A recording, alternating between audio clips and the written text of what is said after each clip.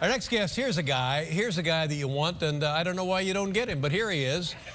Three-time Academy Award-nominated actor. Listen to how much money his films have made. How much money do you think his films have made? Oh, it's up there. I don't know. That's right, $7.9 billion. Oh, I wasn't... $7.9 billion. His new movie, better to see it this summer, The Lone Ranger. Talented musician in addition to being an actor. Yeah, talented musician. And he'll be performing with our musical guest this evening, Bill Carter. That'll take place later tonight. But right now, ladies and gentlemen, here's Johnny Depp. Come on.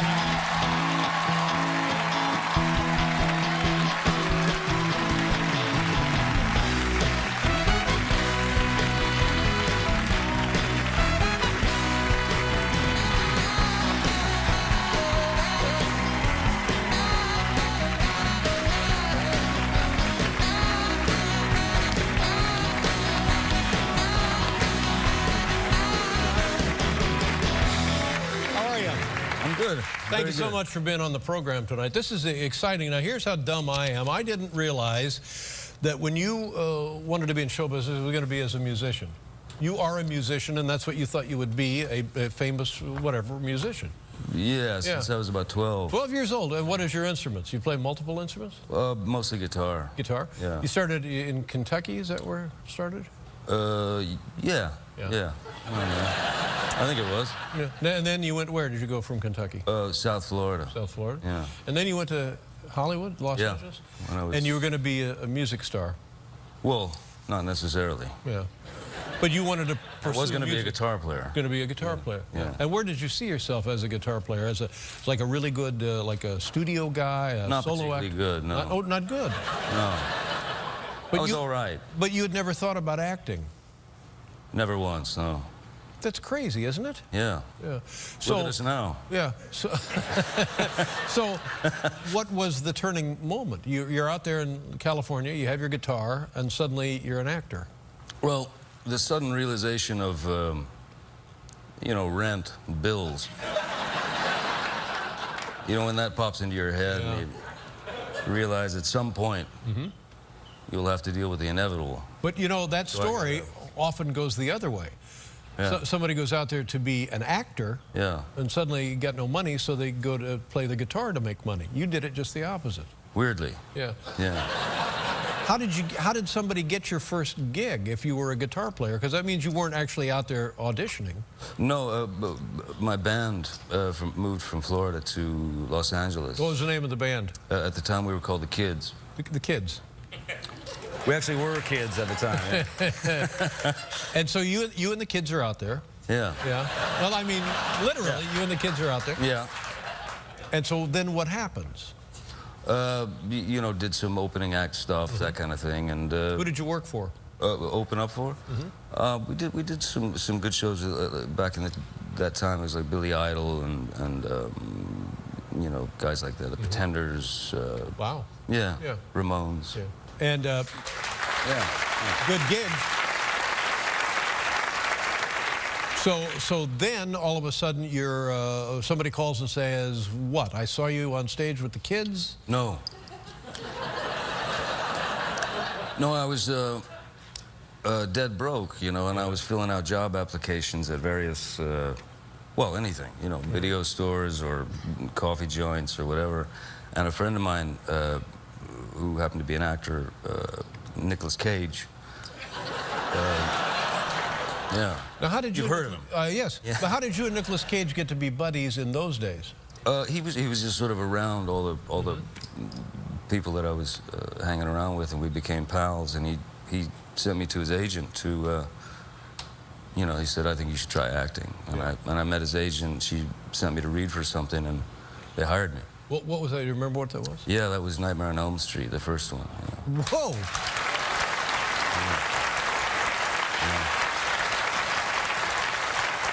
That's pretty good. I was about 3 when I did it. And then later we got a man named Bill Carter, who is well known in Texas music and Southwestern music, or what they call Americana, I guess. Yeah. A singer-songwriter.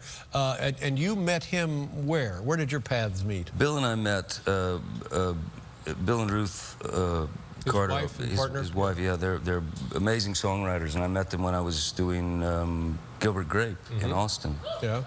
And yeah, you know, we all just hit it off, you know, and so they were my kind of saving grace during that period because it was a long movie, and so I did the movie, and then I moved in with them for a few months. Right. That's amazing. Your movies are interesting movies and huge commercial successes. I mean, rarely do you get that combination consistently. It's got nothing to do with me, I don't think. No. I could have done any of those films. And I wish I had, frankly. We'll be right back with Johnny Depp.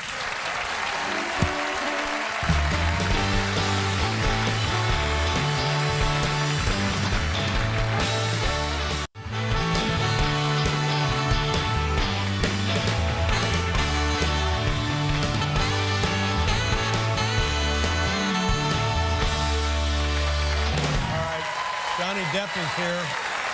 I can't thank you enough for being here. It's a nice night for us, and I hope it's for you as well, because you're here with your friend, and we're going to hear some music later. Yes, sir. Let's talk about The Lone Ranger. Oh, I'm so excited for this movie. This is excellent, and you're not the Lone Ranger. I'm not. You're his faithful companion, Tonto. Yeah, I play Tonto. Yeah. Do you mind if I just show these? Oh, sure. These are great. And the Lone Ranger is, of course, who's the Lone Army Hammer, yeah. And that's you. He's terrific, yeah. He's great.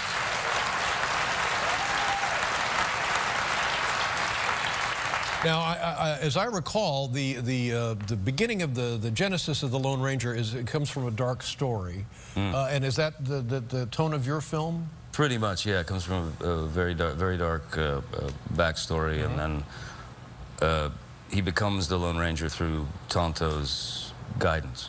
Did this mean anything to you when you were a kid? Maybe after the radio broadcast, but it was a TV show as well. Yeah. Did you like the Lone Ranger in those days? I did. I liked watching the series. I was always somewhat confused about Tonto's position. I always thought, well, why does Tonto go and have to do this? And why is he sending the Indian off to go? Right. And is that different in this movie? Oh, very different. Yeah. Very different. This looks like a painting. This looks like a Charles Russell rendering, doesn't it? That's fantastic. You look.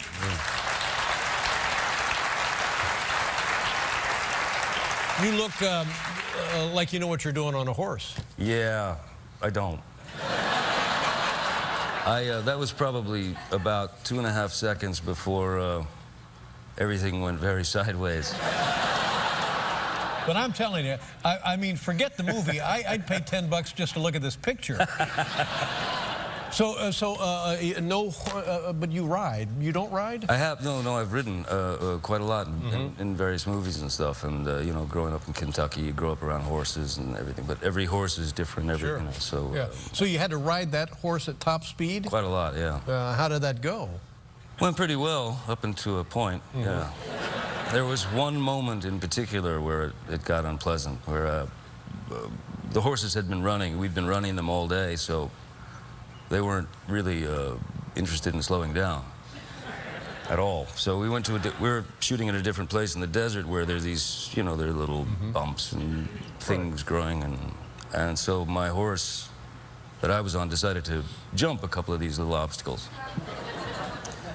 Horse was unaware that the saddle I was wearing to sit on top of it was sort of jerry-rigged, kind of faked. It was to give the effect that you were riding bareback the horse. To give the effect that I'm riding bareback. So basically, it's not really tight on the horse. It's just enough to. Yeah, just a little tissue there for you to sit on. Essentially, yeah. A Band-Aid. And so yeah, when we came down, the saddle slipped, you know, and I went to the left and had the reins here, and somehow had the wherewithal to grab the mane of the horse. And then the next thing I saw, all very calm for some reason. I figured that fear would kick in, but it didn't. I was waiting. All I saw were in front of my eyes were these very muscular horse legs, and the striations of muscles moving, you know. It's kind of death machine. And One word popped into my head. Hooves. Hooves. You know?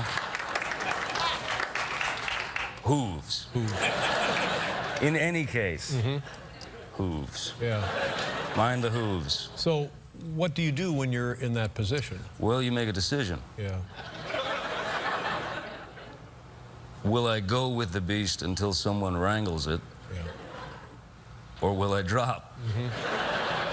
You know, it's a crapshoot. Sure. And what did you choose? I dropped. You dropped. Now, when you... I mean, you know, we're being silly about this, but you really could have been seriously injured, if not killed. Horrifically mangled, at the very least. Yes. Yeah.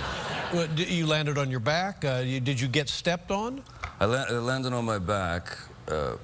Hit the deck pretty hard, and the one thing that saved me was the horse's instinct to lift his front legs and go over me. Stepped over you. Stepped over me. Had he not, God, it was coming straight down into the head. Yeah. Broken ribs, strains, bruises, anything?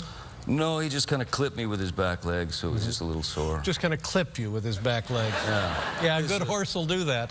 Oh my God. But honest to God, where are the stunt people, for heaven's sakes? You're Tonto. Yeah. You don't need that.